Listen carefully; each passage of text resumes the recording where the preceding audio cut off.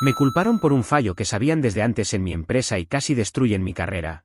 Pero cuando decidí filtrar pruebas a investigadores externos, la verdad comenzó a salir hasta llegar a medios y revelar quiénes estaban detrás realmente. No fue un error lo que me llevó hasta ese punto, aunque durante mucho tiempo intentaron que yo mismo lo creyera. Mi nombre era Darío Velasco y durante años construí una reputación dentro de Kernexia Group basada en precisión, disciplina y una obsesión casi enfermiza por hacer las cosas bien. No era el mejor por talento natural, sino porque nunca dejaba cabos sueltos, nunca firmaba algo que no entendiera completamente y nunca asumía que todo estaba bajo control, solo porque alguien con más rango lo decía.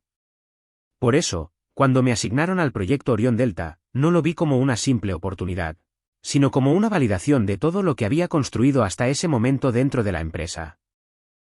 Orión Delta no era cualquier proyecto. Era uno de esos desarrollos que definían el rumbo completo de la empresa durante los siguientes años. Internamente se hablaba de él con cuidado, como si mencionar demasiado sus detalles pudiera comprometer algo más grande de lo que todos entendíamos. Yo fui seleccionado directamente por Ramiro Zúñiga, el director de ejecución, alguien que rara vez elegía personalmente a quienes lideraban partes críticas.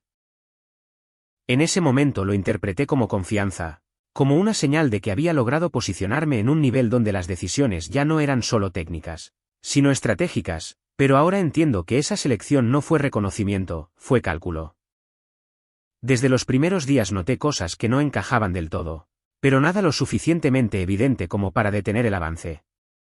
Eran detalles pequeños, órdenes que llegaban sin documentación formal, cambios en parámetros clave sin justificación técnica clara y accesos a ciertos módulos que se habilitaban y deshabilitaban sin explicación. Cuando preguntaba, las respuestas siempre eran ambiguas, como si todos supieran algo que yo aún no debía entender.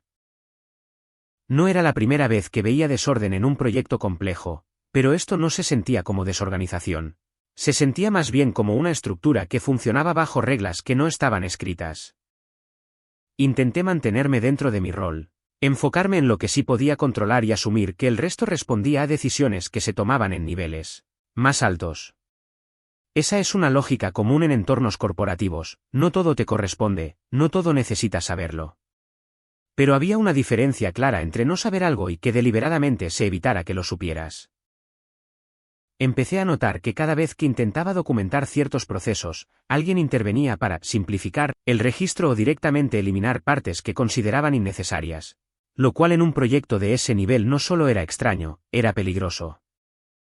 Aún así, seguí adelante porque en ese punto no tenía pruebas, solo intuiciones.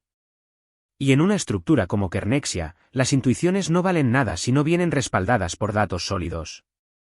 Mi equipo confiaba en mí, y yo confiaba en que si algo realmente grave estaba ocurriendo, en algún momento saldría a la superficie de manera clara. Ese fue mi error más grande, asumir que el sistema estaba diseñado para corregirse a sí mismo.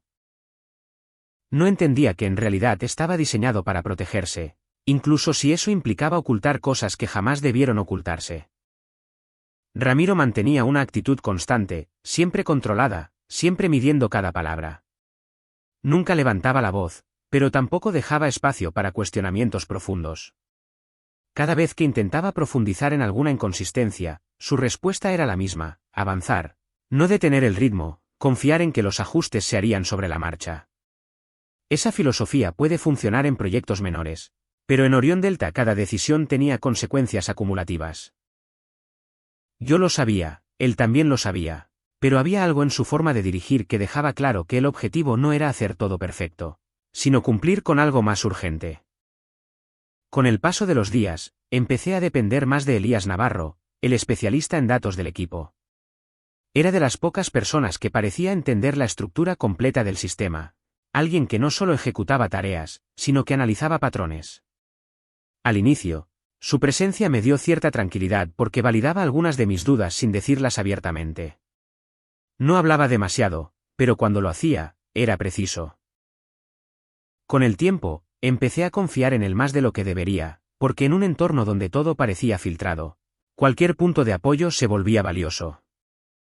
Hubo un momento específico en el que supe que algo no estaba bien, aunque todavía no podía demostrarlo. Revisando una serie de registros, encontré una discrepancia entre versiones que no coincidían con la cronología normal del sistema. No era un error visible, era algo más sutil, como si ciertos datos hubieran sido ajustados para encajar en una narrativa específica. Cuando se lo mencioné a Elías, no se sorprendió, lo cual fue más inquietante que cualquier confirmación. Solo me dijo que no todos los cambios quedaban registrados de la forma en que uno esperaría. Esa respuesta debió ser suficiente para detener todo, pero en lugar de eso, seguí avanzando. No por ignorancia, sino porque en ese punto ya estaba demasiado involucrado. Había decisiones tomadas, procesos en marcha y una presión constante por cumplir tiempos que no se podían negociar. Orión Delta no se iba a detener porque yo tuviera dudas, y lo sabía. Lo que no entendía era que esa misma inercia era la herramienta perfecta para que todo siguiera avanzando sin que nadie cuestionara lo esencial. Si pudiera regresar a ese momento, habría tomado una decisión distinta, pero en ese punto todavía creía que estaba dentro de un sistema que, aunque imperfecto, seguía reglas claras. No sabía que esas reglas podían cambiar dependiendo de quien necesitara protegerse.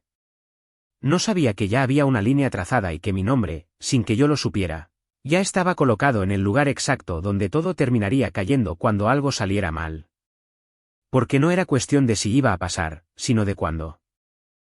Esa fue la primera vez que consideré seriamente que algo estaba siendo ocultado de forma deliberada. No como una omisión por descuido, sino como una decisión consciente de limitar la visibilidad de ciertos elementos. En cualquier otro contexto, eso habría sido motivo suficiente para detener todo, pero en Orión Delta las reglas parecían diferentes. El ritmo no se detenía, las entregas seguían avanzando y las decisiones continuaban fluyendo como si todo estuviera bajo control. Esa contradicción constante entre lo que veía y lo que se decía empezó a generar una presión interna difícil de ignorar. Volví a hablar con Elías, esta vez con más claridad. Le mostré las discrepancias, los cambios sin registro y las restricciones que no tenían sentido. Esperaba una reacción, algún tipo de sorpresa o al menos una confirmación más directa, pero lo que obtuve fue silencio. No un silencio incómodo, sino uno calculado, como si estuviera midiendo exactamente cuánto podía decir sin comprometerse. Después de unos segundos, solo comentó que en proyectos de ese nivel, no todo se manejaba de la forma en que los manuales indicaban. No fue una respuesta, fue una advertencia. A pesar de eso, decidí documentar por mi cuenta todo lo que estaba encontrando. No de forma oficial, porque ya había visto cómo se manipulaban esos registros, sino en un entorno externo, algo que no pudiera ser modificado sin que yo lo notara. Era una medida preventiva, más que una acusación. En ese momento todavía no pensaba en consecuencias mayores, solo en proteger mi trabajo en caso de que algo saliera mal.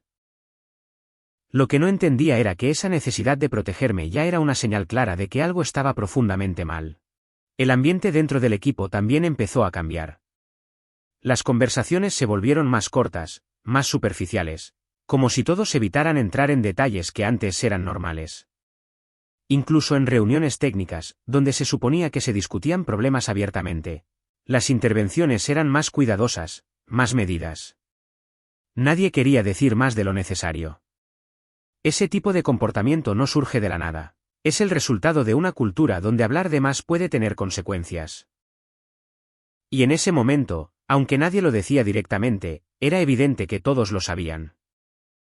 Hubo un punto en el que intenté llevar el tema de forma más formal, planteándolo como una inquietud técnica en una reunión interna. No acusé a nadie, no señalé directamente ningún error, solo expuse las inconsistencias y la necesidad de revisarlas antes de avanzar. La reacción fue inmediata, pero no en el sentido que esperaba. No hubo debate, no hubo análisis, solo una redirección rápida de la conversación hacia otros temas. Fue como si lo que había dicho no fuera relevante, o peor, como si no debiera haberlo dicho en ese espacio. Después de esa reunión, Ramiro me llamó aparte. No fue una conversación confrontativa, pero sí lo suficientemente clara como para entender el mensaje. Me dijo que valoraba mi atención al detalle, pero que en ese punto del proyecto era más importante mantener el ritmo que detenerse en posibles escenarios que aún no se habían materializado. Esa forma de plantearlo sonaba lógica en la superficie, pero ignoraba completamente el hecho de que esos escenarios ya tenían indicios claros. No era una hipótesis, era una advertencia que nadie quería escuchar. Salí de esa conversación con una sensación que no había tenido antes en toda mi carrera. La certeza de que estaba operando dentro de un sistema donde la verdad no era la prioridad. No porque no importara, sino porque podía ser inconveniente. Y cuando la verdad se vuelve inconveniente, deja de ser un objetivo y se convierte en un riesgo. En ese momento todavía tenía la opción de seguir adelante, de ignorar lo que estaba viendo y limitarme a cumplir con mi rol, pero algo dentro de mí ya no me permitía hacerlo con la misma tranquilidad. El punto de quiebre no llegó de forma repentina. Fue el resultado de todo lo que venía acumulándose desde días atrás. Mientras revisaba una secuencia de validaciones dentro de Orión Delta, detecté una anomalía que no encajaba con ningún comportamiento esperado del sistema. No era una falla visible para cualquiera. Era el tipo de error que solo aparece cuando se cruzan múltiples condiciones específicas. Lo analicé varias veces, intentando encontrar una explicación lógica, pero cada intento terminaba en la misma conclusión: si ese comportamiento se activaba en un entorno real, las consecuencias no serían menores, serían críticas. Decidí aislar la variable y recrear el escenario en un entorno controlado. Lo que encontré confirmó lo que temía. Bajo ciertas condiciones de carga, el sistema no solo respondía de forma incorrecta, sino que lo hacía sin activar los mecanismos de seguridad diseñados para prevenir exactamente ese tipo de situaciones. Era como si alguien hubiera modificado el comportamiento base para priorizar continuidad sobre seguridad, algo que en papel nunca habría sido aprobado.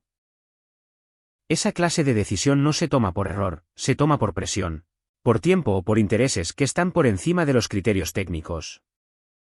Con esa evidencia en mano, hice lo que cualquier profesional en mi posición debía hacer: reportarlo.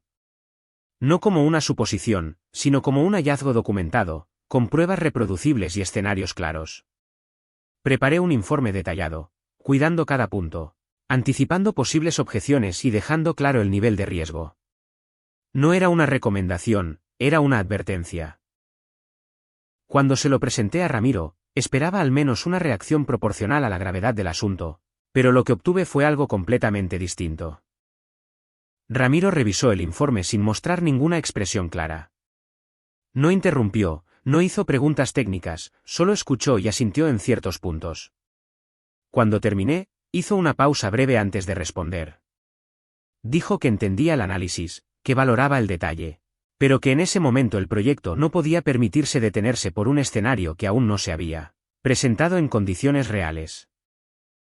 Intenté insistir, explicarle que no se trataba de una posibilidad remota, sino de una falla latente, pero su respuesta fue firme: continuar. Lo más inquietante no fue la decisión en sí, sino la instrucción que vino después.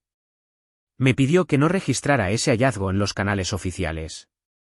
Según él, documentarlo en ese momento solo generaría ruido innecesario y podría interpretarse como una señal de inestabilidad en el proyecto. En otras palabras, el problema no era la falla, era que quedara evidencia de que alguien la había detectado.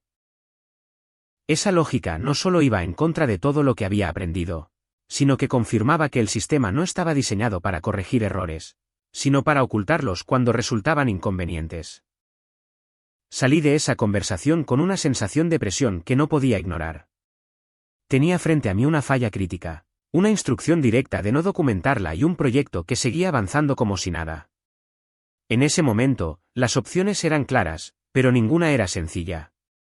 Podía obedecer y asumir que alguien más se haría responsable si algo salía mal, o podía insistir y enfrentar consecuencias que no podía anticipar completamente. Lo que hacía esa decisión más compleja era que no se trataba solo de mí, había un equipo, un proyecto y un entorno donde cada acción tenía repercusiones. Volví a hablar con Elías, esta vez sin rodeos. Le expliqué exactamente lo que había encontrado y la instrucción que había recibido. Esperaba una reacción más directa, algún tipo de confirmación de que estábamos frente a algo serio. Lo que obtuve fue una mezcla de comprensión y cautela. No negó la gravedad del asunto, pero tampoco mostró sorpresa. Me dijo que ese tipo de decisiones no eran nuevas, que en proyectos de alto nivel a veces se priorizaban objetivos que no siempre coincidían con los criterios técnicos. Esa respuesta fue más reveladora de lo que parecía. No porque aportara nueva información, sino porque confirmaba que lo que estaba ocurriendo no era un caso aislado. Había una lógica detrás, una forma de operar que ya estaba establecida. El problema no era la falla, Era que yo la estaba viendo como un error cuando en realidad era el resultado de una decisión. Y cuando una falla es consecuencia de una decisión, deja de ser un accidente y se convierte en una responsabilidad que alguien tendrá que asumir en algún momento. A pesar de todo, decidí no quedarme de brazos cruzados. Si no podía documentarlo de forma oficial, lo haría por mi cuenta. Guardé respaldos, registré escenarios y aseguré cada evidencia de la forma más independiente posible. No era una acción impulsiva, era una medida de protección. Sabía que si algo ocurría, lo primero que desaparecería serían los registros que pudieran comprometer a otros. En ese momento todavía no pensaba en exposición ni en consecuencias mayores, solo en no quedar atrapado en algo que claramente no estaba bajo control. Esa decisión marcó un antes y un después. No porque cambiara inmediatamente el curso del proyecto, sino porque cambió mi forma de verlo. Dejé de asumir que estaba participando en un sistema imperfecto y empecé a entender que estaba dentro de una estructura que funcionaba bajo reglas completamente distintas. Ya no se trataba de corregir errores, sino de gestionar cómo y cuándo se harían visibles. Y en ese tipo de estructuras, la pregunta nunca es si algo va a fallar, sino quién va a cargar con la responsabilidad cuando eso pase. A partir de ese punto, dejé de ver Orión Delta como un proyecto exigente y empecé a percibirlo como un entorno cuidadosamente controlado donde cada decisión tenía un propósito que no siempre coincidía con lo que se decía abiertamente. No era solo presión por resultados, era una presión selectiva, dirigida, como si ciertos errores fueran tolerables y otros no, dependiendo de quien estuviera involucrado. Esa diferencia no aparece en manuales ni en protocolos, pero se siente en la forma en que reaccionan los demás. Había momentos en los que una falla menor generaba reuniones urgentes, y otros donde inconsistencias más serias simplemente se dejaban pasar sin discusión. Comencé a revisar con más detalle los registros históricos del sistema, no como parte de una auditoría formal, sino como una necesidad personal de entender si lo que estaba viendo era aislado o parte de un patrón más grande. Fue ahí donde encontré algo que no encajaba en absoluto, versiones anteriores del sistema que mostraban parámetros distintos a los actuales, sin ninguna justificación documentada. No era un ajuste menor, era un cambio estructural que alteraba completamente la forma en que el sistema respondía bajo ciertas condiciones. Lo más inquietante no era el cambio en sí, sino la ausencia total de rastro sobre quien lo autorizó. Intenté seguir la trazabilidad de ese cambio, pero me encontré con un límite que no había experimentado antes. Ciertos accesos estaban restringidos incluso para mi nivel, algo que no tenía sentido considerando mi responsabilidad dentro del proyecto. Cuando pregunté directamente, la respuesta fue evasiva, como si estuviera cruzando una línea que no debía. Ramiro no negó la existencia de esas restricciones, pero tampoco las explicó. Solo insistió en que me concentrara en lo que me correspondía, como si cuestionar la integridad del sistema fuera una distracción y no una obligación. Después de esa decisión, todo empezó a sentirse más tenso, aunque nadie lo dijera abiertamente. Orión Delta seguía avanzando con la misma velocidad. Los reportes seguían entregándose y las reuniones continuaban con normalidad, pero había un cambio sutil en el ambiente que no se podía ignorar. Ya no era solo una sensación personal, era algo que se reflejaba en la forma en que los demás interactuaban. Las conversaciones eran más breves, las respuestas más calculadas y las preguntas menos frecuentes. Era como si todos estuvieran cumpliendo su parte, pero evitando involucrarse más de lo necesario. Las pruebas internas comenzaron a mostrar comportamientos irregulares, justo en los puntos donde yo había identificado la falla. No eran errores evidentes a simple vista, pero al analizarlos en detalle, el patrón era claro. El sistema estaba respondiendo de manera inconsistente bajo condiciones específicas, exactamente como había proyectado. Lo preocupante no era solo que estuviera ocurriendo, sino que nadie parecía dispuesto a detener el proceso para evaluarlo a fondo. Cada anomalía era tratada como un ajuste menor, algo que podía corregirse en la siguiente iteración sin necesidad de levantar alertas. Intenté nuevamente escalar la situación, esta vez con ejemplos concretos de lo que ya estaba ocurriendo. Preparé evidencia clara, comparando resultados esperados con resultados reales, mostrando cómo la desviación no era aleatoria sino sistemática. Sin embargo, la respuesta fue prácticamente la misma. Ramiro revisó la información, reconoció que había inconsistencias, pero insistió en que el proyecto no podía detenerse por comportamientos que aún estaban bajo análisis. Esa forma de minimizar el problema no solo era frustrante, era peligrosa, porque convertía una falla estructural en algo aparentemente manejable. Fue en ese punto donde empecé a notar algo aún más inquietante. Algunos de los registros que había revisado días antes ya no coincidían con lo que estaba viendo ahora. No era que hubieran desaparecido, sino que habían sido modificados de forma sutil, ajustando ciertos valores para que las inconsistencias parecieran menos relevantes. Ese tipo de cambios no ocurren por error, requieren intención y acceso específico. Lo que significaba que alguien no solo estaba al tanto del problema, sino que estaba interviniendo activamente para controlar cómo se veía desde afuera. Decidí comparar mis respaldos personales con los registros actuales del sistema. La diferencia era evidente. Lo que antes era una desviación clara ahora aparecía como una variación dentro de parámetros aceptables. Era una manipulación inteligente, lo suficientemente discreta como para no levantar sospechas inmediatas, pero efectiva para cambiar la interpretación de los datos. En ese momento, cualquier duda que pudiera haber tenido desapareció. No estaba frente a un sistema con errores. Estaba frente a una estructura que estaba siendo ajustada para sostener una narrativa. Volví a buscar a Elías, esta vez con evidencia en mano. Le mostré las diferencias, los cambios en los registros y la forma en que se estaban ajustando los datos. Su reacción fue distinta a las anteriores. No intentó justificarlo ni minimizarlo, pero tampoco mostró sorpresa. Solo asintió, como si confirmara algo que ya sabía. Le pregunté directamente quién estaba haciendo esos cambios, pero evitó responder de forma clara. En su lugar, me dijo que en ese nivel, las decisiones no siempre pasaban por los canales que uno esperaba. Esa respuesta fue suficiente para entender que el problema no estaba en un área específica, sino en la estructura completa. No era un error aislado ni una mala decisión puntual, era un sistema operando bajo reglas que priorizaban resultados sobre integridad.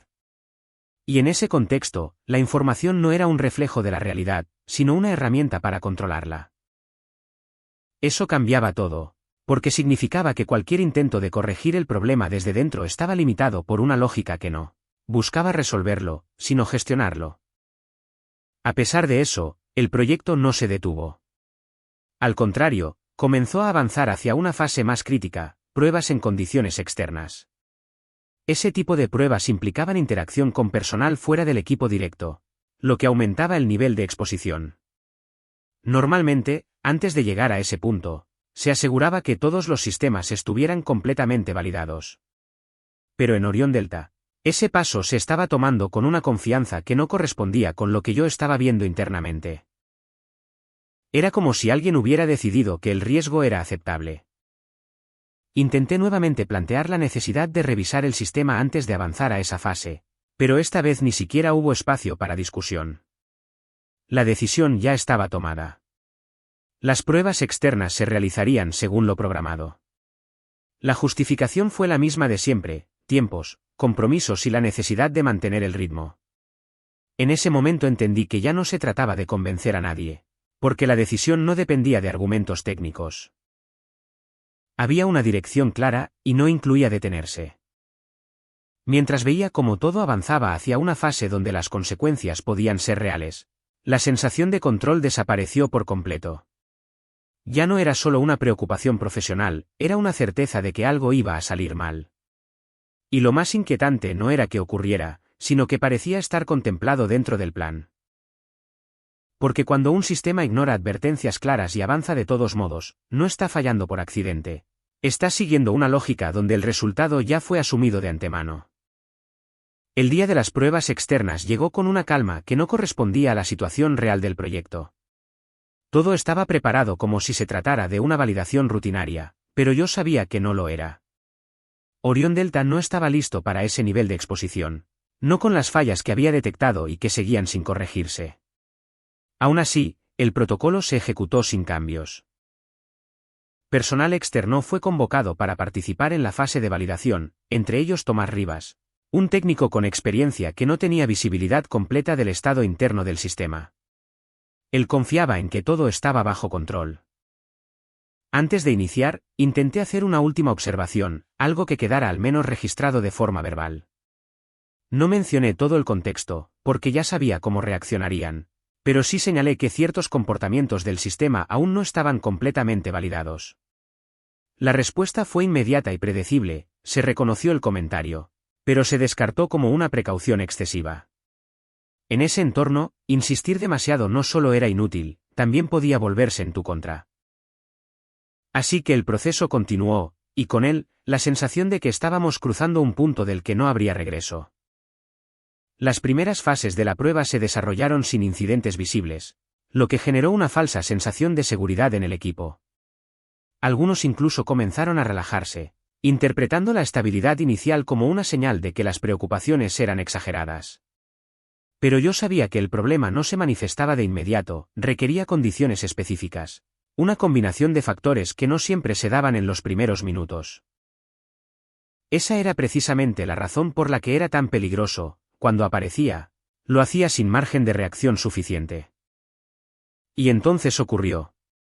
No fue un fallo gradual ni algo que pudiera anticiparse en tiempo real. Fue un cambio abrupto en el comportamiento del sistema, justo en uno de los puntos críticos que había identificado días antes. Los parámetros dejaron de responder como debían, los mecanismos de seguridad no se activaron y la secuencia se desvió de forma inesperada. Todo sucedió en segundos, pero fue suficiente para que el entorno pasara de controlado a inestable. Las alarmas no se activaron como debían, lo que retrasó la reacción del equipo. Tomás estaba directamente involucrado en esa fase de la prueba. Su posición dentro del proceso lo expuso de forma inmediata a las consecuencias del fallo. Cuando el sistema respondió de manera incorrecta, él no tuvo tiempo de anticiparlo ni de corregirlo. El impacto fue directo. No fue una situación menor, fue un incidente serio que obligó a detener todo de forma abrupta. El ambiente cambió en cuestión de segundos. Lo que antes era una prueba controlada se convirtió en una emergencia operativa que nadie había querido reconocer como posible. La reacción inicial fue caótica, pero rápidamente se transformó en algo mucho más controlado, casi artificial. En lugar de enfocarse únicamente en atender la situación, comenzaron a aparecer instrucciones claras sobre lo que se debía y no se debía hacer. Se pidió que no se registraran ciertos detalles, que se limitaran las comunicaciones y que cualquier reporte se manejara de forma centralizada. Esa transición tan rápida de emergencia a control de información fue lo que más me impactó. Era evidente que ese escenario ya había sido contemplado. Mientras el equipo médico atendía a Tomás, el resto del entorno comenzaba a reorganizarse bajo una lógica completamente distinta. Ya no se trataba de entender qué había pasado, sino de definir cómo se iba a reportar lo ocurrido. Las conversaciones técnicas quedaron en segundo plano, reemplazadas por discusiones sobre redacción, versiones y alcance de la información. En ese momento, la prioridad dejó de ser la verdad y pasó a ser la narrativa. Y cuando eso ocurre, todo lo demás se vuelve secundario. Intenté intervenir, no desde una postura confrontativa, sino señalando que era necesario documentar exactamente lo que había ocurrido. No por responsabilidad individual, sino por la gravedad del incidente.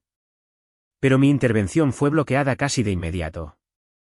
Me indicaron que cualquier registro debía pasar por validación superior y que no era momento de generar reportes independientes. Ese tipo de control no se implementa en el momento, se activa. Y eso implicaba que ya existía un protocolo para manejar exactamente ese tipo de situaciones. Busqué a Elías entre el equipo, esperando al menos una reacción que confirmara lo que estaba pasando. Lo encontré observando la situación con una expresión que no supe interpretar del todo. No era sorpresa, tampoco indiferencia, era algo más complejo, como si estuviera viendo cómo se desarrollaba algo que ya conocía. Cuando nuestras miradas se cruzaron, no dijo nada. Ese silencio fue más claro que cualquier explicación. Confirmaba que lo que estaba ocurriendo no era un accidente inesperado, era una consecuencia que alguien había aceptado previamente. Ese fue el momento en el que todo cambió para mí. No porque el sistema hubiera fallado, sino porque entendí que ese fallo no era el problema principal. El problema era que había ocurrido exactamente como debía para justificar lo que vendría después. La falta de registro previo, la manipulación de datos, las decisiones de avanzar sin corregir, todo encajaba. Y en medio de todo eso, había una constante. Mi nombre estaba en cada punto donde alguien iba a buscar una explicación. No como coincidencia, sino como parte de una estructura que ya estaba en movimiento. Las horas posteriores al incidente no se sintieron como una continuación lógica de lo ocurrido, sino como una transición hacia algo que ya estaba preparado. Mientras Tomás era trasladado y el área quedaba bajo control, la atención del equipo directivo se movió con rapidez hacia la gestión interna del evento. No hubo espacio para procesar lo que acababa de pasar, ni para analizarlo desde un punto técnico inmediato. Todo se canalizó hacia reuniones cerradas, accesos restringidos y una reorganización que parecía tener un objetivo claro: contener la información antes de que tomara forma fuera de su control. Fui convocado a una reunión ejecutiva pocas horas después. El ambiente era completamente distinto al de cualquier sesión técnica en la que hubiera estado antes. No había espacio para análisis detallados ni para cuestionamientos abiertos. Todo estaba estructurado, como si cada intervención ya hubiera sido anticipada. Ramiro lideraba la conversación con una seguridad que no correspondía a la magnitud del incidente, lo que me dejó claro que no estaba improvisando. Cuando llegó mi turno de hablar, supe que no era para explicar lo ocurrido, sino para encajar dentro de una versión que ya estaba definida. En la pantalla principal comenzaron a proyectarse datos que reconocía, pero no en la forma en que los había visto originalmente. Los registros aparecían organizados de tal manera que sugerían una secuencia lógica de decisiones técnicas, todas asociadas a mi usuario. Cambios en parámetros, validaciones y aprobaciones que, en conjunto, construían una narrativa clara. El sistema había fallado por una cadena de decisiones mal ejecutadas desde mi posición. Lo que hacía esa presentación más inquietante no era su contenido, sino su coherencia. Estaba diseñada para ser creíble. Intenté intervenir en ese momento, señalar que esos datos no reflejaban la realidad completa, que había elementos omitidos y otros directamente alterados. Pero la dinámica de la reunión no estaba diseñada para ese tipo de intervenciones. Cada vez que intentaba profundizar, era interrumpido con comentarios que redirigían la conversación hacia conclusiones ya establecidas. No se trataba de discutir lo ocurrido, sino de consolidar una versión que pudiera sostenerse frente a cualquier revisión externa. Y en esa versión, yo no era parte del equipo, era el punto de origen del problema. Lo más impactante no fue la postura de Ramiro, sino la reacción del resto del equipo. Personas con las que había trabajado durante meses, que conocían el funcionamiento del sistema y las decisiones que se habían tomado, permanecían en silencio. No era un silencio por desconocimiento, era un silencio por decisión. Nadie contradijo la narrativa, nadie señaló inconsistencias, nadie hizo preguntas incómodas. Ese tipo de comportamiento no surge de forma espontánea. Es el resultado de un entorno donde hablar tiene consecuencias claras y donde el costo de hacerlo supera cualquier beneficio. En medio de esa reunión, hubo un momento que terminó de confirmar todo.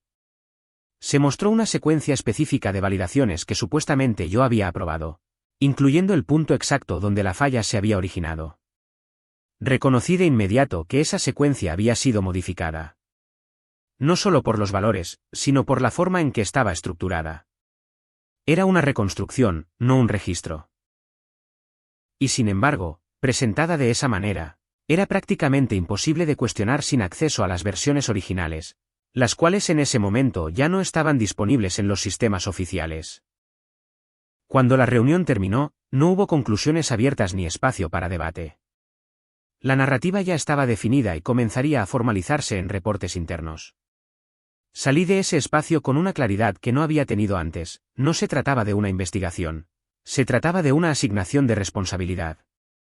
Y esa asignación no se basaba en lo que realmente había pasado, sino en lo que era más conveniente sostener.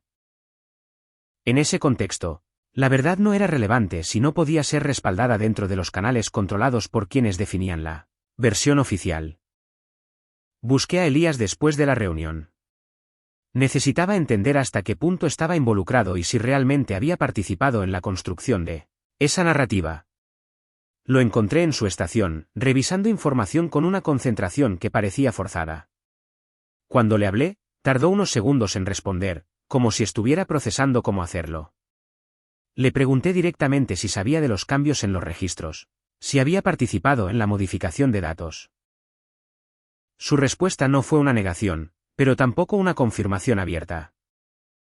Me dijo que en ese nivel, las decisiones no siempre eran técnicas, que había factores que iban más allá de lo que nosotros podíamos controlar. Esa forma de responder no aclaraba nada, pero decía todo lo necesario. No estaba sorprendido por lo que había ocurrido, ni por la forma en que se estaba manejando. Lo que más me impactó fue darme cuenta de que, en algún punto, él había aceptado ese tipo de dinámica como parte del sistema. Y en ese momento, entendí que no podía contar con él para revertir lo que ya estaba en marcha. Esa noche, revisé nuevamente mis respaldos personales, comparando cada dato con lo que había sido presentado en la reunión. Las diferencias eran claras, pero también lo era el problema: mis pruebas existían fuera del sistema oficial, lo que las hacía válidas técnicamente, pero cuestionables desde una perspectiva institucional. Sabía que, si llegaba el momento, tendría que usarlas, pero también sabía que hacerlo implicaría enfrentar algo mucho más grande que un error técnico. Porque en ese punto, ya no se trataba de demostrar qué había pasado, sino de desafiar una estructura que ya había decidido cómo quería que se viera la historia. Al día siguiente, el ambiente dentro de Kernexia ya no era el mismo. Lo que antes era una tensión contenida ahora se había transformado en una estructura definida donde cada persona parecía saber exactamente qué rol debía cumplir. Mi acceso a ciertos módulos había sido limitado, no de forma abrupta, sino progresiva, como si cada restricción estuviera diseñada para pasar desapercibida. Intenté ingresar a los registros donde sabía que estaban las versiones originales, pero ya no estaban disponibles para mi perfil. No habían desaparecido, habían sido reubicados fuera de mi alcance. Recibí una notificación formal solicitando mi participación en la elaboración de un informe técnico sobre el incidente. En teoría, eso debía ser una oportunidad para presentar mi versión de los hechos, pero la estructura del documento ya venía definida.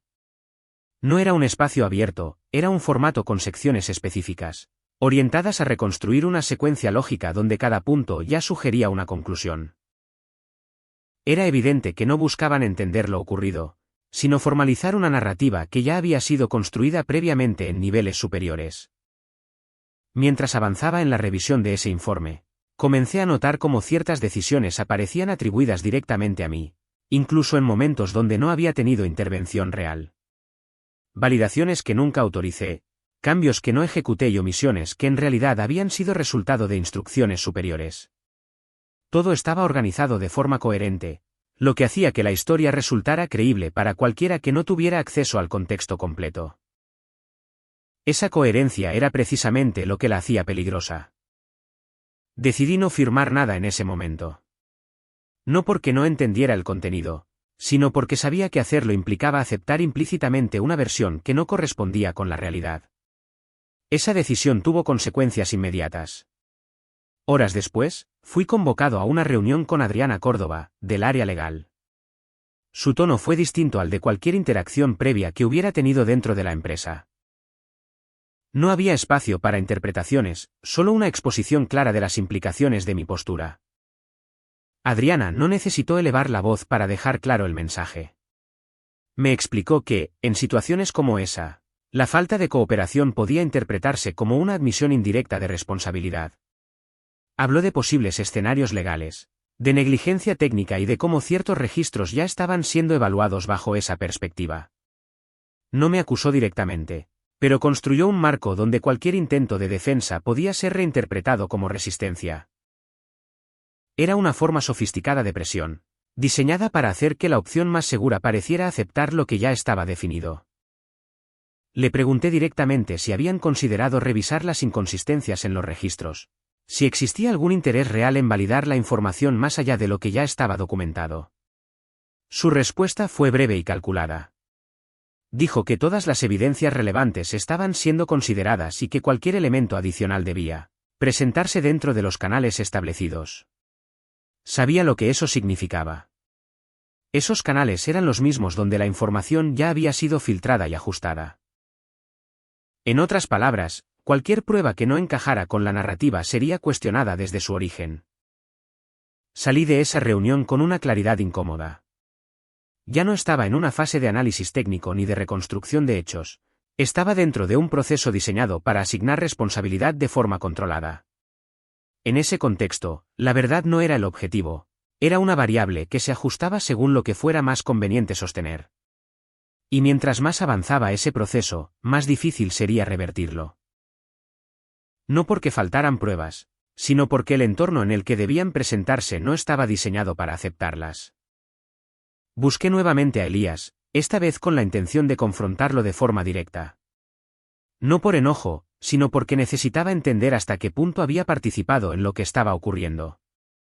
Cuando le hablé del informe y de cómo estaban estructurando la narrativa, no mostró sorpresa. Bajó la mirada unos segundos antes de responder, como si estuviera eligiendo cuidadosamente cada palabra. Me dijo que había cosas que ya no se podían cambiar, que el proceso había avanzado demasiado y que lo mejor era no complicarlo más. Esa respuesta fue más reveladora que cualquier confesión. No solo confirmaba que sabía lo que estaba pasando, sino que también había decidido no intervenir. Le pregunté si había firmado algo, si había validado información que sabía que no era correcta. No respondió de inmediato. El silencio se extendió lo suficiente como para que la respuesta quedara implícita. En ese momento entendí que no solo estaba solo en esto, sino que alguien en quien había confiado había tomado una decisión distinta a la mía. Esa fue la primera vez que sentí que no había un camino claro hacia adelante. No porque no tuviera pruebas, sino porque cada paso dentro de la estructura estaba diseñado para neutralizarlas. Podía seguir intentando defenderme dentro del sistema, pero eso implicaba jugar bajo reglas que no controlaba.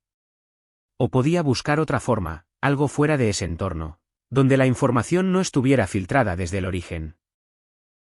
No sabía exactamente cómo hacerlo, pero en ese momento entendí que, si quería que la verdad tuviera alguna posibilidad, tendría que salir de los canales donde ya había sido controlada. Esa noche no intenté justificar lo que estaba pasando ni buscar explicaciones dentro de la lógica corporativa. Me limité a observar todo desde una distancia distinta, como si por primera vez dejara de ser parte del sistema y empezara a verlo desde afuera. Cada decisión, cada omisión y cada cambio en los registros comenzaban a tener sentido, no como errores, sino como pasos dentro de una estructura que ya estaba definida desde antes. La pregunta dejó de ser quién se había equivocado y pasó a ser quién necesitaba que alguien cargara con ese error. Volví a revisar todo lo que había recopilado, respaldos, registros originales, comparativas entre versiones y notas personales que había ido construyendo desde el inicio. Por primera vez, no lo hice con la intención de entender el sistema, sino de demostrar cómo había sido manipulado. Esa diferencia era clave. Ya no estaba buscando corregir nada. Estaba tratando de reconstruir una secuencia que pudiera sostenerse fuera del entorno donde todo había sido alterado. Y mientras más revisaba, más claro se volvía que lo que había ocurrido no era un fallo técnico, era una decisión. Había un patrón evidente en todo. Las modificaciones en los registros no eran aleatorias. Seguían una lógica precisa donde cada ajuste reforzaba una narrativa específica. Las validaciones aparecían en puntos estratégicos. Las omisiones coincidían con momentos críticos y los accesos se restringían justo cuando podían comprometer a niveles superiores. Ese tipo de consistencia no se logra por casualidad. Requiere planificación, coordinación y, sobre todo, intención. Lo que estaba viendo no era un encubrimiento improvisado, era un proceso estructurado. El siguiente paso no era técnico, era una decisión personal. Podía seguir dentro del sistema, intentar defenderme con las herramientas limitadas que tenía y asumir que, en algún punto, la verdad saldría por sí sola. O podía aceptar que eso no iba a pasar y tomar un camino que implicaba riesgos mucho mayores. Exponer lo que tenía fuera de la empresa no era solo una cuestión profesional, era algo que podía afectar mi carrera, mi reputación y cualquier posibilidad de volver a trabajar en un entorno similar. No era una decisión que se tomara a la ligera. Pensé en Tomás. No en el incidente como un evento técnico, sino en las consecuencias reales que había tenido para él. En cómo había confiado en un sistema que no estaba listo y en cómo esa confianza había sido utilizada para avanzar sin detenerse. Esa imagen fue lo que terminó de inclinar la balanza. Ya no se trataba solo de mi nombre o de mi carrera, se trataba de algo que había ido más allá de lo profesional. Y en ese contexto, mantenerme dentro de una narrativa que sabía que era falsa dejó de ser una opción. Decidí entonces que no iba a seguir jugando bajo las reglas del sistema. Si la información había sido manipulada internamente, Tendría que encontrar una forma de sacarla a un entorno donde no pudiera ser alterada con la misma facilidad. No sabía exactamente cómo hacerlo, pero sí sabía que tenía suficiente evidencia para al menos generar una revisión externa. La clave no era presentar todo de golpe, sino hacerlo de forma que obligara a alguien fuera de la estructura a mirar más de cerca. Había trabajado antes con auditorías externas en otros proyectos, y aunque no tenía contacto directo con ninguna en ese momento, conocía el tipo de información que necesitaban para iniciar una revisión formal. No bastaba con acusaciones, se requerían pruebas claras, trazabilidad y coherencia en los datos. Afortunadamente, eso era precisamente lo que había estado construyendo sin saberlo desde el inicio. Mis respaldos no solo mostraban que había inconsistencias, demostraban cómo y cuándo se habían generado. El problema no era la evidencia, era el canal. No podía simplemente enviar esa información sin exponerme directamente, porque en ese entorno, cualquier movimiento fuera de lo establecido era detectado rápidamente. Necesitaba una forma de hacerlo sin que se pudiera rastrear de inmediato hasta mí. No por miedo, sino porque si la información era bloqueada antes de ser evaluada, todo el esfuerzo habría sido inútil. Tenía que asegurar que, una vez fuera, ya no pudiera ser ignorada fácilmente. Esa noche preparé el primer paquete de información. No incluía todo, solo lo suficiente para abrir una línea de revisión. Registros comparativos, evidencia de modificaciones y una explicación técnica clara de por qué esos cambios no podían ser resultado de un proceso normal. No mencioné nombres directamente, no señalé responsables, me limité a exponer el patrón. Sabía que si la información era lo suficientemente sólida, alguien con la autoridad necesaria haría las preguntas correctas. Cuando finalmente envié esa información, no sentí alivio ni seguridad, solo una certeza incómoda. A partir de ese momento, ya no había vuelta atrás. Había cruzado una línea que me sacaba completamente del control interno del sistema. Lo que ocurriera después ya no dependería solo de mí, sino de cómo esa información fuera recibida y procesada fuera de Kernexia. Y aunque no sabía qué iba a pasar, sí sabía algo con total claridad. Por primera vez desde que empezó todo, la verdad tenía una oportunidad real de salir. Los días siguientes no trajeron respuestas inmediatas, pero sí cambios sutiles que confirmaban que algo se había puesto en movimiento fuera de mi alcance. Internamente, Kernexia mantenía la misma postura, la misma narrativa cuidadosamente construida donde todo apuntaba hacia mí. Sin embargo, el ritmo de ciertas decisiones comenzó a modificarse. Reuniones que antes eran rutinarias ahora se volvían más frecuentes y más cerradas. Algunos accesos que ya habían sido restringidos comenzaron a moverse nuevamente, no para devolverme control, sino como si alguien más estuviera revisando lo que antes solo estaba disponible para niveles muy específicos. No recibí ninguna confirmación directa sobre el envío de la información, lo cual era esperado. Este tipo de procesos no funcionan con respuestas inmediatas, sino con validaciones internas antes de cualquier acción visible.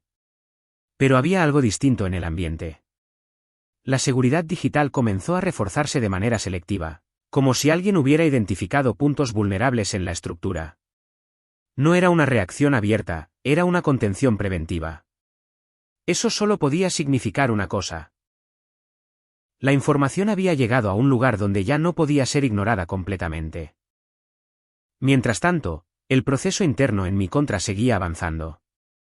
El informe técnico fue actualizado con mayor detalle, incorporando nuevos elementos que reforzaban la narrativa de negligencia individual. Cada versión era más completa, más difícil de cuestionar desde dentro. Era evidente que estaban acelerando el cierre del caso antes de que cualquier intervención externa pudiera interferir. Esa prisa no respondía a eficiencia, respondía a control. Cuanto más cerrado estuviera el caso, más difícil sería reabrirlo desde afuera. Fue en ese punto donde apareció el primer indicio concreto de intervención externa. Una solicitud formal de revisión llegó a la empresa, emitida por un organismo independiente. No se trataba de una auditoría completa, al menos no aún, pero sí de una evaluación preliminar sobre ciertos aspectos del proyecto Orion Delta. La solicitud estaba formulada de manera general, sin acusaciones directas, pero lo suficientemente específica como para dejar claro que alguien había señalado inconsistencias en la información presentada oficialmente. La reacción interna fue inmediata, aunque no visible para todos. Se activaron protocolos que antes no habían sido necesarios. Reuniones con niveles directivos más altos y una revisión acelerada de documentación. Lo que más llamó mi atención no fue la existencia de esa reacción, sino su coordinación. No parecía una improvisación, sino la ejecución de un plan que ya existía para ese tipo de escenarios. Eso reforzaba la idea de que no era la primera vez que enfrentaban una situación así. Mi posición dentro de la empresa se volvió aún más limitada. Ya no solo tenía accesos restringidos, ahora también estaba excluido de decisiones que antes formaban parte de mi rol. Era una forma de aislarme, de reducir mi capacidad de influencia, al mismo tiempo, de reforzar la percepción de que mi participación en el proyecto había terminado. Ese tipo de aislamiento no es solo operativo, también es estratégico. Cuanto menos visible eres, más fácil es consolidar una narrativa sin resistencia interna. A pesar de eso, seguí monitoreando todo lo que podía desde la información que aún tenía disponible. Los cambios en los registros continuaban, pero ahora con más cuidado. Las modificaciones eran más sutiles, más difíciles de detectar sin un análisis profundo. Era evidente que quienes estaban haciendo esos ajustes sabían que estaban siendo observados, aunque no supieran exactamente por quién. Eso introducía una nueva variable en el sistema, incertidumbre. Y en estructuras diseñadas para el control, la incertidumbre es un factor que no se maneja fácilmente. Días después, se confirmó lo que ya parecía inevitable. La evaluación preliminar se convirtió en una auditoría formal. El organismo externo designó a un auditor principal para liderar el proceso, alguien con experiencia en proyectos de alto nivel y con la autoridad suficiente para solicitar información sin depender de los canales habituales de la empresa. Ese cambio alteraba completamente el equilibrio. Por primera vez, la información no estaría completamente controlada por quienes habían definido la narrativa inicial. Internamente, la postura oficial no cambió. Seguían sosteniendo que el incidente había sido resultado de una cadena de decisiones técnicas mal ejecutadas, todas asociadas a mi rol. Pero ahora esa versión tendría que sostenerse frente a una revisión independiente, con acceso a más información y sin las mismas limitaciones internas. Eso no garantizaba que la verdad saliera por sí sola, pero sí habría una posibilidad que antes no existía. Que alguien con la capacidad de cuestionar realmente lo hiciera. En ese momento entendí que el proceso había entrado en una nueva fase. Ya no se trataba solo de una lucha interna por definir una narrativa, sino de una confrontación entre dos formas de ver la misma información, una diseñada para proteger la estructura y otra orientada a entender lo que realmente había ocurrido. Yo ya no estaba en el centro de esa confrontación como antes, pero seguía siendo una pieza clave dentro de ella. Y aunque no podía controlar el resultado, sabía que lo que había iniciado ya no podía detenerse fácilmente. La llegada del auditor externo marcó un cambio que no podía disimularse, por más que la empresa intentara mantener la apariencia de control. César Valdivia no entró como alguien que buscaba confirmar una versión, sino como alguien que asumía desde el inicio que había más de lo que se estaba mostrando. Su enfoque no era confrontativo, pero sí metódico.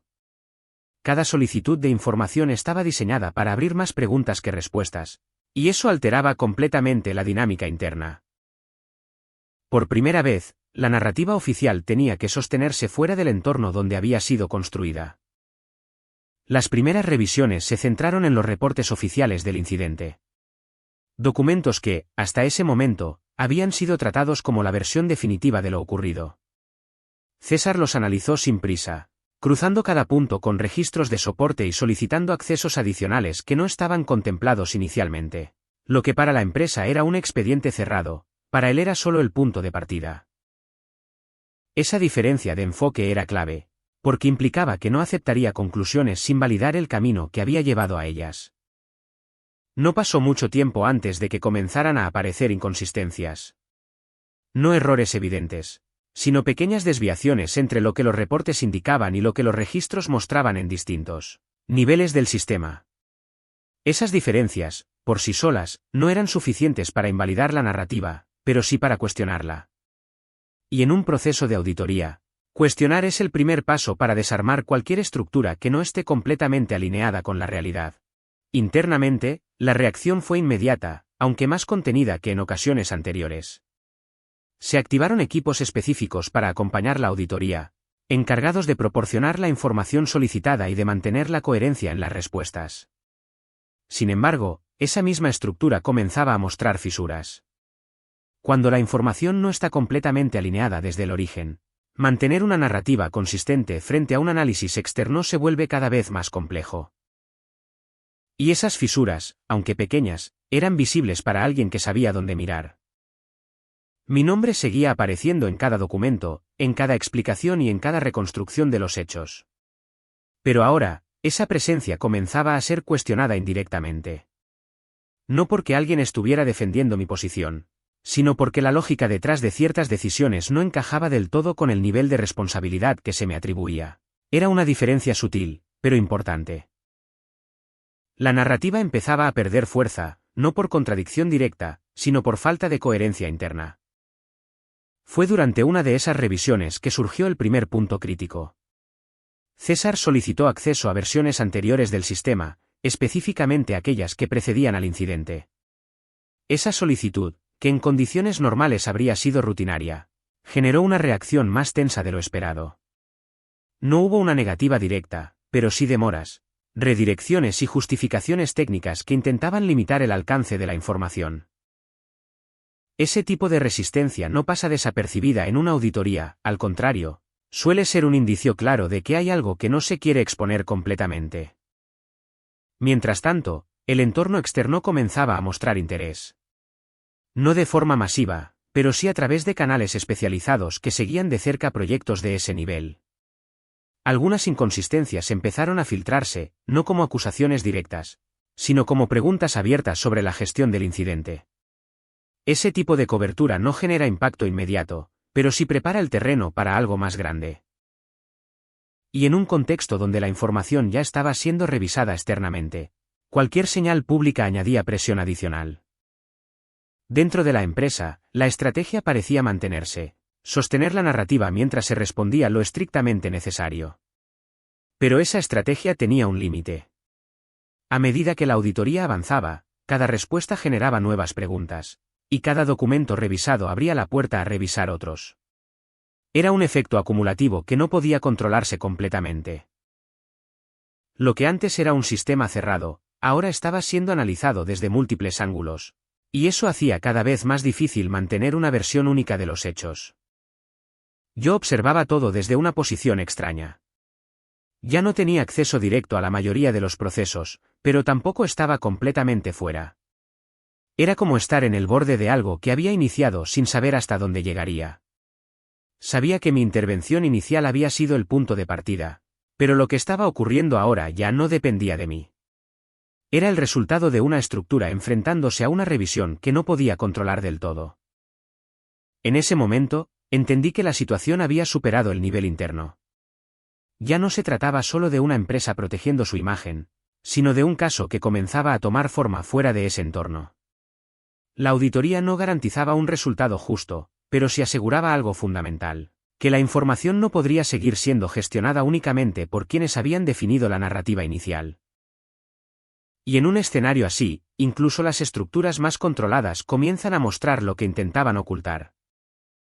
La auditoría entró en una fase donde ya no bastaba con revisar documentos. Ahora era necesario reconstruir decisiones. César comenzó a solicitar entrevistas individuales con personas clave del proyecto, incluyendo a quienes habían validado etapas críticas de Orión Delta.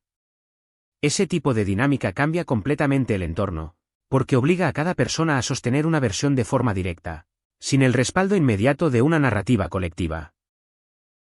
Y cuando esa narrativa no es completamente sólida, las diferencias comienzan a aparecer. Fui llamado a participar en una de esas entrevistas. No como responsable formal en ese momento, sino como parte del equipo técnico involucrado. La diferencia con cualquier reunión interna era evidente desde el inicio. No había interrupciones, no había redirecciones, y cada respuesta era escuchada con atención antes de ser cuestionada. César no buscaba confirmar lo que ya estaba escrito, buscaba entender cómo se habían tomado ciertas decisiones y qué información había estado disponible en cada momento.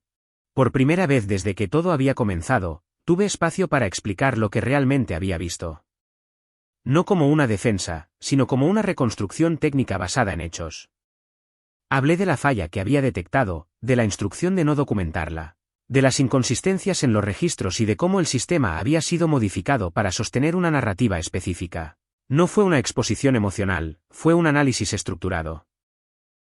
Y a medida que avanzaba, podía ver cómo ciertos puntos comenzaban a encajar dentro de una visión más amplia. César no reaccionó de forma inmediata, pero sí hizo preguntas que indicaban que estaba conectando elementos. Solicitó detalles específicos, fechas, versiones de sistema y cualquier evidencia que pudiera respaldar lo que estaba diciendo. Fue en ese momento cuando presenté mis respaldos personales. No como una sorpresa, sino como una extensión natural de lo que ya había explicado. Esos registros no solo mostraban diferencias, demostraban cómo y cuándo se habían producido ciertos cambios que no aparecían en los sistemas oficiales. La reacción no fue de confrontación, sino de interés.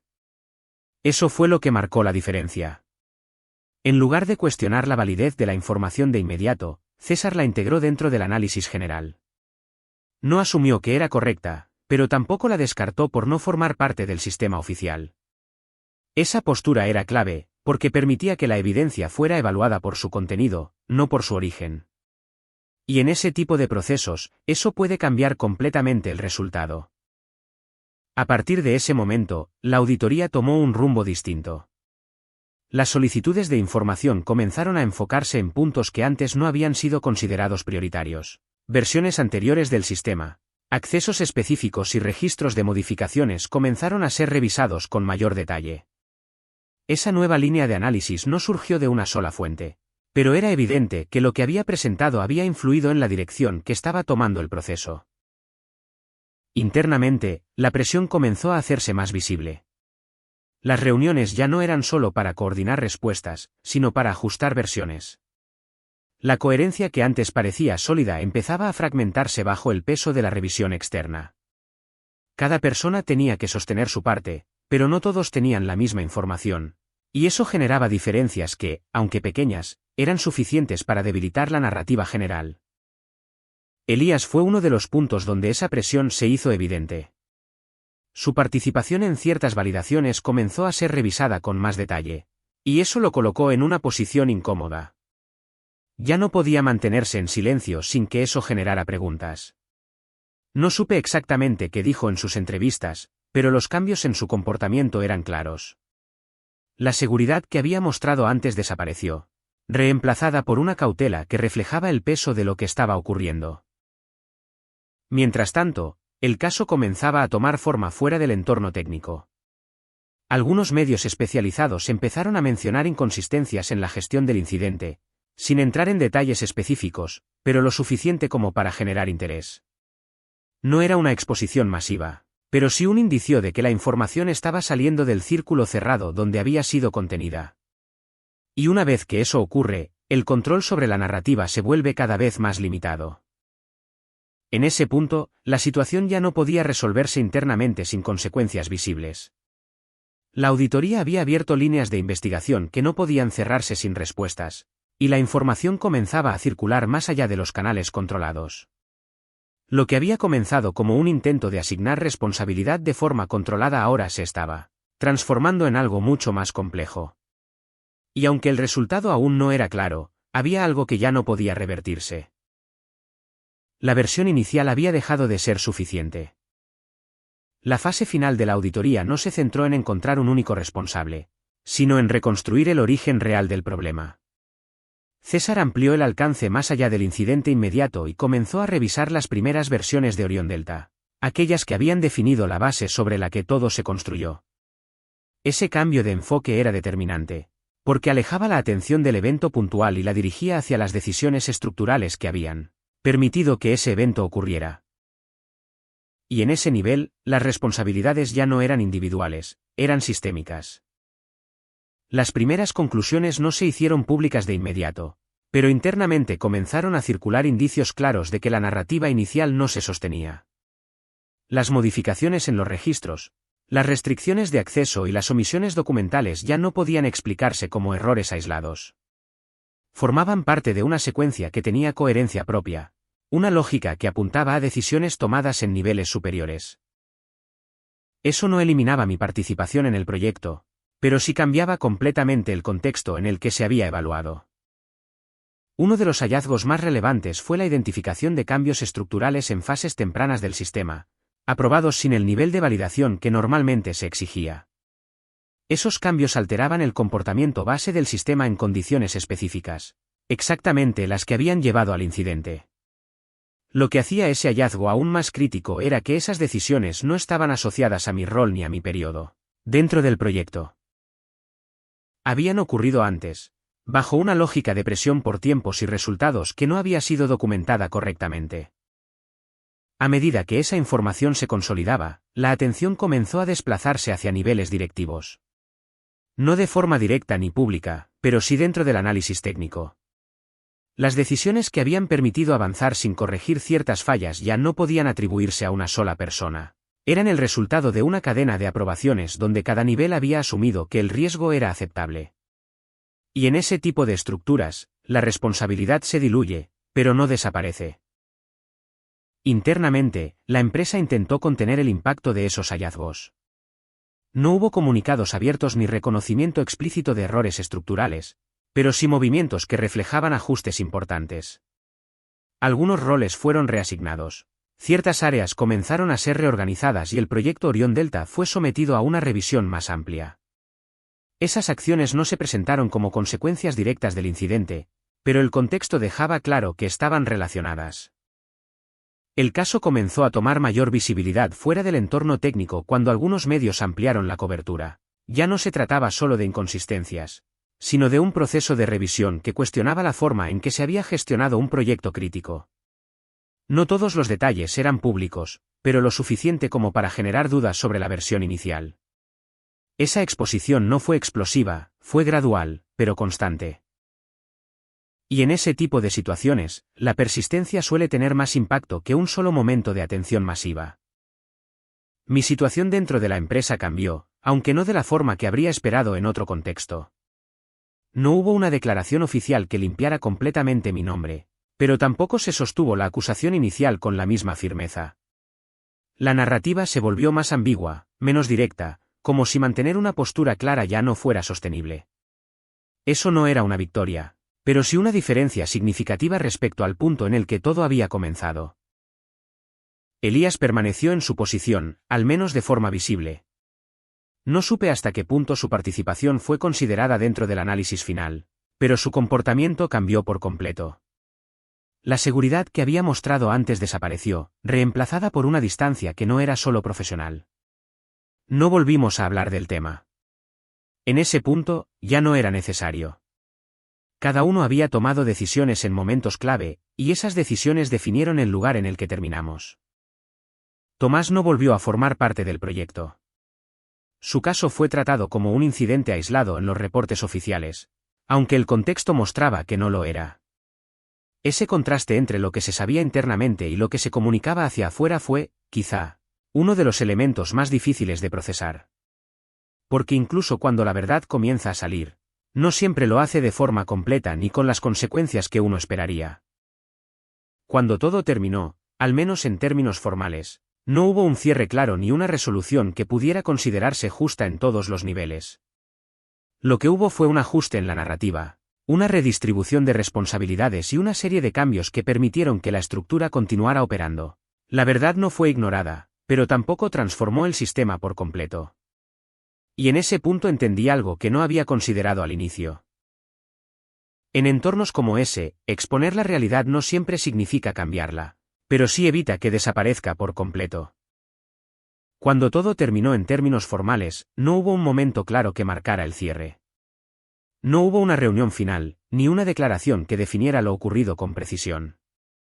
Simplemente, el flujo de decisiones se detuvo y fue reemplazado por una normalidad que no correspondía con lo que había pasado. Kernexia continuó operando.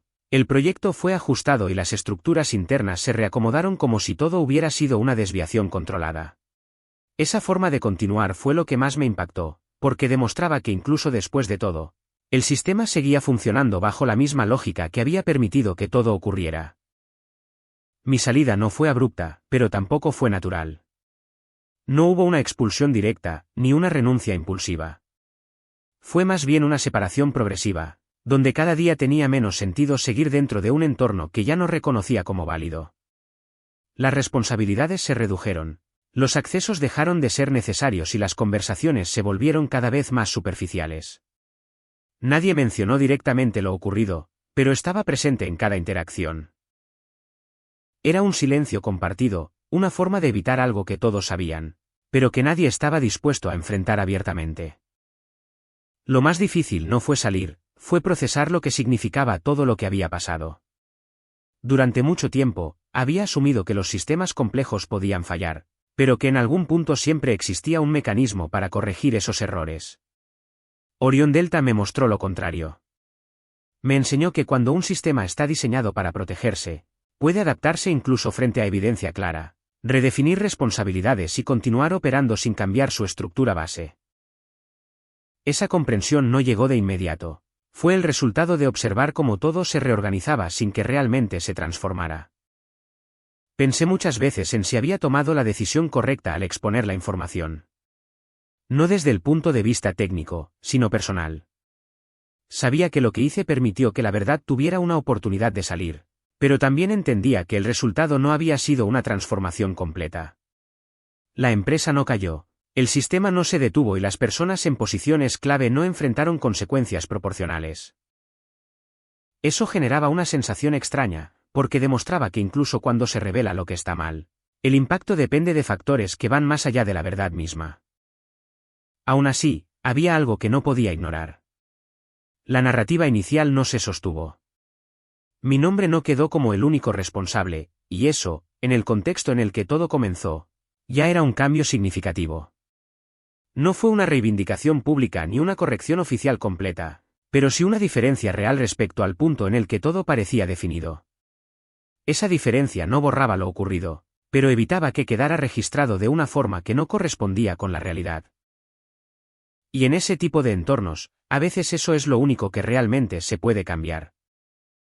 Con el paso de las semanas, comencé a reconstruir mi rutina fuera de ese entorno, pero no desde una perspectiva de continuidad, sino de distancia. No intenté integrarme de inmediato a otro proyecto ni buscar una transición rápida. Necesitaba entender qué parte de todo lo ocurrido me correspondía realmente y cuál había sido el resultado de una estructura que operaba bajo reglas distintas. Esa pausa no fue cómoda, pero sí necesaria. Por primera vez en mucho tiempo, no tenía que responder a un sistema que medía cada decisión en función de resultados inmediatos. Y eso me permitió ver con mayor claridad lo que antes solo percibía de forma fragmentada. Con el paso de las semanas, comencé a reconstruir mi rutina fuera de ese entorno, pero no desde una perspectiva de continuidad, sino de distancia. No intenté integrarme de inmediato a otro proyecto ni buscar una transición rápida. Necesitaba entender qué parte de todo lo ocurrido me correspondía realmente y cuál había sido el resultado de una estructura que operaba bajo reglas distintas. Esa pausa no fue cómoda, pero sí necesaria. Por primera vez en mucho tiempo, no tenía que responder a un sistema que medía cada decisión en función de resultados inmediatos, y eso me permitió ver con mayor claridad lo que antes solo percibía de forma fragmentada. También pensé en Elías más de lo que habría esperado. No desde el enojo, sino desde la necesidad de entender cómo alguien en su posición había tomado las decisiones que tomó.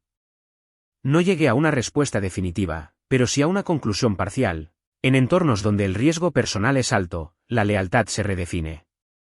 No se trata de valores individuales únicamente, sino de supervivencia dentro de una estructura que no ofrece garantías.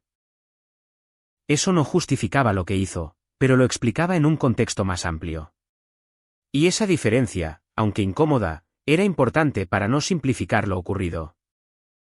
El caso de Tomás siguió presente, incluso cuando todo lo demás parecía avanzar. No porque se hablara de él constantemente, sino porque representaba la consecuencia más tangible de todo lo que había pasado. Más allá de informes, auditorías y narrativas, su situación era el recordatorio de que las decisiones tomadas dentro de Orion Delta no habían sido abstractas. Habían tenido un impacto real, directo y difícil de revertir.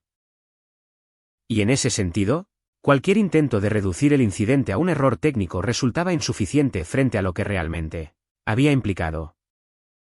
A medida que el tiempo avanzaba, la exposición pública del caso fue perdiendo intensidad, como suele ocurrir con la mayoría de situaciones que no generan un punto de ruptura inmediato.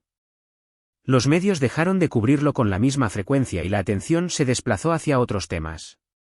Sin embargo, eso no significaba que lo ocurrido hubiera desaparecido. La información seguía existiendo, los registros estaban ahí y las conclusiones, aunque no completamente visibles, formaban parte de un contexto que ya no podía ser ignorado por quienes sabían dónde mirar. Con el tiempo, la distancia me permitió observar el caso desde una perspectiva menos inmediata y más estructural. Dejé de enfocarme en los momentos específicos y empecé a entender el patrón completo. Orión Delta no había sido una excepción, sino una manifestación clara de cómo operan ciertos sistemas cuando se enfrentan a presión constante por resultados. Las decisiones no se toman en función de lo correcto, sino de lo sostenible dentro del marco en el que operan. Y cuando ese marco prioriza continuidad sobre integridad, los errores no se eliminan, se administran.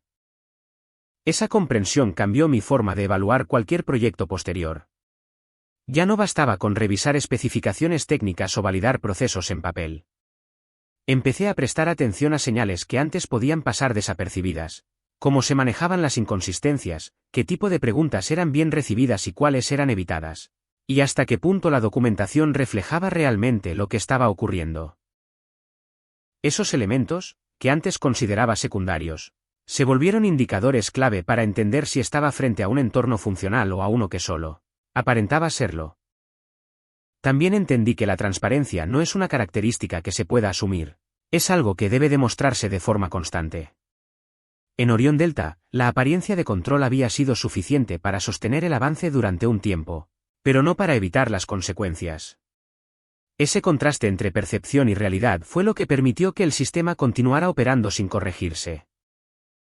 Y una vez que ese tipo de dinámica se establece, revertirla no depende de una sola acción, sino de una serie de decisiones que rara vez se toman al mismo tiempo. En cuanto a Kernexia, la información que seguía circulando de forma indirecta mostraba que el proyecto había sido rediseñado en ciertos aspectos, pero no completamente transformado. Se habían corregido puntos críticos, se habían reforzado controles y se habían ajustado procesos, pero la estructura general permanecía. Eso no era necesariamente una falla, era una decisión. Cambiar completamente un sistema de ese tamaño implica costos que muchas organizaciones no están dispuestas a asumir, incluso cuando el riesgo ya ha sido demostrado. Esa continuidad, a pesar de todo, fue quizá una de las conclusiones más difíciles de aceptar. No porque esperara un cambio absoluto, sino porque evidenciaba los límites reales de cualquier intervención externa. La auditoría había logrado exponer inconsistencias, había obligado a revisar decisiones y había modificado la narrativa, pero no había transformado el sistema desde su base. Y en ese punto, quedó claro que la verdad, por sí sola, no siempre es suficiente para generar cambios estructurales profundos. Con esa perspectiva, dejé de ver lo ocurrido como un caso aislado y empecé a entenderlo como una referencia. No en el sentido de repetirlo, sino de reconocer patrones que podían aparecer en otros contextos. La experiencia no se convirtió en algo que quisiera olvidar, sino en un punto de análisis constante. Cada decisión futura, cada proyecto y cada entorno comenzaron a ser evaluados bajo un criterio más amplio, donde la coherencia entre lo que se dice y lo que realmente ocurre tenía un peso mucho mayor que cualquier resultado inmediato. También comprendí que no todas las verdades tienen el mismo impacto, incluso cuando están respaldadas por evidencia sólida. Algunas logran generar cambios visibles, otras solo ajustan percepciones internas y hay aquellas que simplemente quedan registradas sin alterar la estructura que las rodea. Lo que define ese impacto no es únicamente la información, sino el contexto en el que se presenta y la disposición del sistema para procesarla. En Orión Delta, la verdad logró abrir un proceso, pero no fue suficiente para redefinir completamente la forma en que se tomaban decisiones. A nivel personal, el cambio fue más claro. Dejé de asumir que el control es una constante dentro de los sistemas complejos. Entendí que muchas veces es una construcción, una forma de mantener estabilidad aparente mientras se gestionan riesgos que no siempre se comunican abiertamente. Esa comprensión no genera desconfianza automática, pero sí una atención distinta. Ya no se trata de cuestionarlo todo, sino de identificar cuando algo deja de ser transparente y comienza a depender de interpretaciones que no pueden verificarse con facilidad. No volví a tener contacto con nadie directamente involucrado en el caso. No hubo cierres personales ni conversaciones finales. Cada uno siguió su camino dentro o fuera de la estructura que había definido todo. Esa ausencia de cierre es común en este tipo de situaciones, donde los procesos formales sustituyen cualquier resolución directa. Y aunque en algún momento pensé que eso sería un problema, con el tiempo entendí que no todo necesita una conclusión explícita para tener sentido dentro de una experiencia más amplia. Si algo quedó claro después de todo, es que la verdad no siempre cambia el sistema, pero sí cambia la forma en que uno decide interactuar con él. Orión Delta no desapareció, Kernexia continuó y las estructuras siguieron operando, pero ya no eran invisibles para mí. Y aunque eso no altera su funcionamiento, sí define la forma en que se enfrentan. Porque una vez que entiendes cómo se construyen ciertas narrativas, ya no puedes volver a verlas como simples errores. Sabes que detrás de ellas hay decisiones, y que esas decisiones siempre tienen un origen.